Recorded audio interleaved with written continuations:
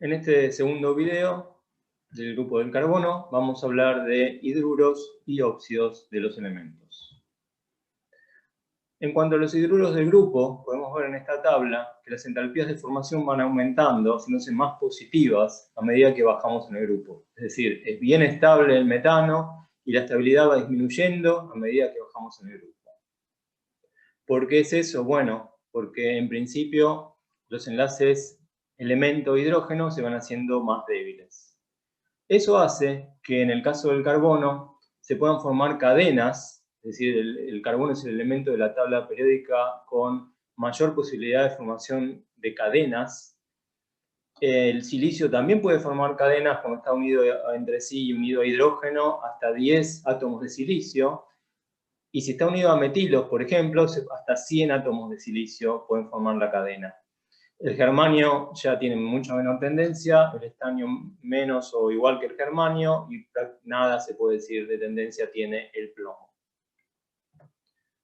¿Por qué es esto? Bien, vamos a comparar las entalpías de enlace. En el caso de carbono e hidrógeno, empecemos por carbono-carbono. Carbono-carbono es un poco más estable que el enlace silicio-silicio. Entonces, eso da una primera pauta en cuanto a que es más fácil la formación de cadenas en el caso del carbono. En segundo lugar, el enlace carbono-hidrógeno también es notablemente más fuerte que el enlace silicio-hidrógeno. Mientras que el enlace carbono-oxígeno es más débil que el enlace silicio-oxígeno. Vamos a ver que esto es debido a que hay un solapamiento pepide en el caso del silicio que no se da en el caso del enlace del carbono. La otra cosa que podemos ver que ocurre en este grupo, y particularmente en el caso del carbono, es que no hay pares de electrones libres. Es decir, cuando formamos el amoníaco, por ejemplo, a partir de nitrógeno y 3 hidrógenos, tenemos un par de electrones libres, eso siempre produce una cierta repulsión electrónica, mientras que cuando formamos el metano, no hay ningún par libre alrededor del carbono. Esto también hace que los enlaces sean mucho más fuertes y favorece la formación de cadenas. ¿Por qué? Porque no solamente no hay electrones libres en el metano, tampoco hay pares electrónicos libres cuando formamos, por ejemplo, etano, el cual tiene ya un enlace carbono-carbono. Entonces, de acuerdo a esto, la formación de cadenas ocurre en carbono muchísimo mayor tendencia que el silicio, y este es el orden que sigue el grupo. Entonces, esta formación de cadenas en carbono da origen a una enorme cantidad de compuestos orgánicos. Eso da lugar a toda una rama de la química, que es la química orgánica o de los compuestos carbonados. ¿Sí? En este caso los compuestos tienen enlaces carbono-carbono, enlaces carbono-hidrógeno, y también hay otros elementos que son parte de esos compuestos, como por ejemplo el oxígeno y los halógenos.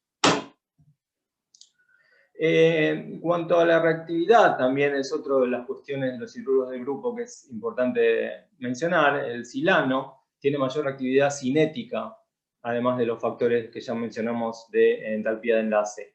¿Por qué? Porque el silicio es más grande, entonces es más fácil que se acerque una molécula y lo ataque, para tener un ataque nucleofílico o electrofílico, y entonces eso hace que, por ejemplo, el silano, acabamos de ver en el video, espontáneamente se inflama en presencia de oxígeno, mientras que el caso del metano es el gas que usamos en nuestras casas, que en realidad es una mezcla de metano, etano, propano, digamos, todos hidrocarburos. Es necesario encenderlo, es decir, activarlo por medio de una llama para que se produzca la reacción con oxígeno. En cuanto a los óxidos de carbono y silicio, tenemos una distinción bien clara aquí en cuanto a que los óxidos de carbono forman dobles y triples enlaces, monóxido y dióxido de carbono, mientras que en el caso del silicio, el dióxido de silicio es un sólido extendido con unidades de oxígeno formando puentes. Eso lo vamos a ver después en detalle cuando veamos silicatos. La pregunta ahora es ¿por qué se da esto? ¿Por qué tenemos el doble enlace en los óxidos de carbono y un simple enlace en los óxidos de silicio? Bien, vamos a ver alguna parte particular de esta tabla. En principio, si uno compara el simple enlace carbono-oxígeno y el doble enlace carbono-oxígeno, podemos ver que es más fuerte el doble enlace carbono-oxígeno que dos enlaces simples carbono-oxígeno. Por lo tanto, eso hace que esté favorecida la formación de ese doble enlace carbono-oxígeno. Si ahora vamos al silicio, podemos ver que el doble enlace silicio-oxígeno no llega a ser 2 veces la fuerza del enlace silicio-oxígeno. Por lo tanto, en relación es mucho más fuerte un enlace simple que un enlace doble, o dos enlaces simples, digamos, son más fuertes o forman un compuesto más estable que un solo enlace doble. Podríamos verlo de esa manera. Por otro lado, si uno mira las distancias de enlace, es más corto de lo que uno esperaría en el enlace silicio-oxígeno. Acá estamos viendo las distancias de enlace de los distintos elementos con oxígeno y con carbono y vemos cuánto va variando cuál es la diferencia del enlace en Armstrongs entre oxígeno y carbono. ¿Sí? Podemos ver que siempre es más corto el enlace elemento-oxígeno y se alarga cuando tenemos el enlace del elemento con carbono. Pero si uno mira en el caso del silicio, este enlace es notablemente más corto, en vez de un 5%, 3%, como el resto de los casos, es 12% más corto que el enlace silicio-carbono. ¿Esto por qué es? Bueno, porque se da un solapamiento entre los orbitales 3D y 2p del oxígeno, es un solapamiento de tipo p-pi-d, que lo que hace es reforzar el enlace silicio-oxígeno, dándole cierto carácter, se puede decir, de doble enlace, por lo cual la distancia silicio-oxígeno es menor de lo que uno esperaría y el enlace es más fuerte de lo que uno esperaría si no estuviera este solapamiento. Este solapamiento no se da en el caso del enlace carbono-oxígeno. Una evidencia estructural para esto es que si miramos los compuestos de carbono con nitrógeno y carbono con oxígeno, los ángulos que uno observa corresponden a una hibridación de tipo SP cubo en el átomo central. Mientras que si miramos los ángulos que se observan en el caso de los compuestos silicio-nitrógeno y silicio-oxígeno, no corresponden a la hibridación SP cubo. Esto indicaría que no hay hibridación debido a este solapamiento de tipo p-pi-d que se da en estos enlaces.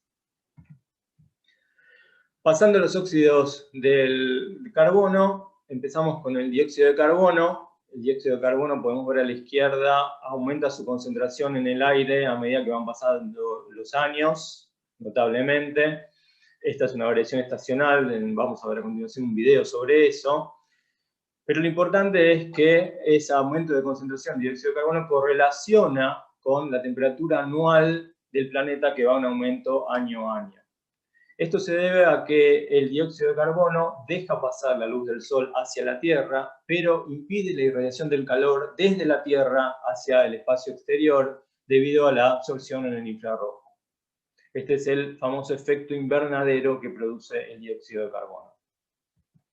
Aquí podemos ver cómo la NASA vigila desde sus satélites la concentración de dióxido de carbono. En particular, este video muestra la variación estacional desde marzo hasta julio en la concentración de dióxido de carbono en la atmósfera. En cuanto al ciclo del carbono natural, podemos empezar de la derecha. El carbono está como biomasa, es decir, como carbono cero o como hidrocarburos, principalmente en el petróleo, por ejemplo. Esa biomasa es oxidada por combustión, produciendo dióxido de carbono, es decir, reacción con oxígeno, o por respiración de las plantas, por ejemplo, de los organismos.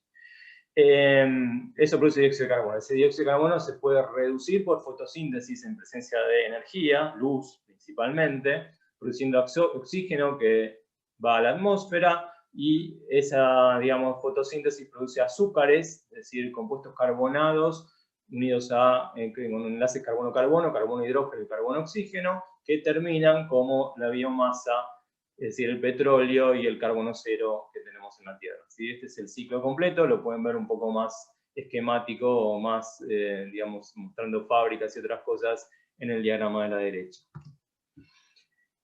En cuanto al dióxido de carbono, en agua forma el ácido carbónico, que es un ácido débil. Podemos ver el diagrama de especiación, y de acuerdo al diagrama, recién por un pH por arriba de 10, vamos a tenerlo completamente deprotonado. Con respecto al monóxido de carbono, es muy poco reactivo, el monóxido de carbono, debido a su triple enlace, que es un enlace realmente muy fuerte. Es decir, es, por ejemplo, difícil oxidar monóxido de carbono a dióxido de carbono. Y otra particularidad que tiene es que produce el envenenamiento en los incendios. En general, lo que ocurre en un incendio es que las personas mueren por asfixia antes de morir por los daños provocados por las quemaduras. Y esto es porque el monóxido de carbono reacciona con nuestra sangre. En particular, se une a la hemoglobina, que es la que transporta el oxígeno. La hemoglobina la podemos ver acá a la izquierda, y tiene un centro metálico de hierro unido a una porfirina, a un grupo de tipo hemo, se denomina este. Y entonces lo que ocurre es que el monóxido de carbono se une a esa hemoglobina. ¿Qué pasa? La hemoglobina transporta el oxígeno a través de la sangre mediante esta reacción, y cuando tenemos monóxido de carbono, prefiere unirse a la hemoglobina al monóxido de carbono que al oxígeno. Es 200 veces mayor la afinidad de la hemoglobina por el monóxido de carbono que por el oxígeno. Entonces lo que hace el monóxido de carbono es bloquear todos los sitios y no se puede transportar el oxígeno a través de la sangre por más que respiremos. Entonces, el monóxido de carbono es un excelente ligando, lo acabamos de ver con la hemoglobina, pero también puede unirse a un número de centros metálicos. Acá estamos viendo algunos ejemplos de carbonilos, de níquel, de hierro y de cromo. Hay una enorme variedad de compuestos de monóxido de carbono, de carbonilo unido a metales de transición. Acá podemos ver el diagrama de orbitales moleculares, y la forma de unión del monóxido de carbono a los metales es muy parecido a lo que habíamos visto en el grupo de nitrógeno para el óxido nítrico, para el NO. Hay, por un lado, una donación sigma del monóxido de carbono al metal, y el enlace se refuerza por una retrodonación pi de electrones del metal hacia el ligando, en este caso monóxido de carbono.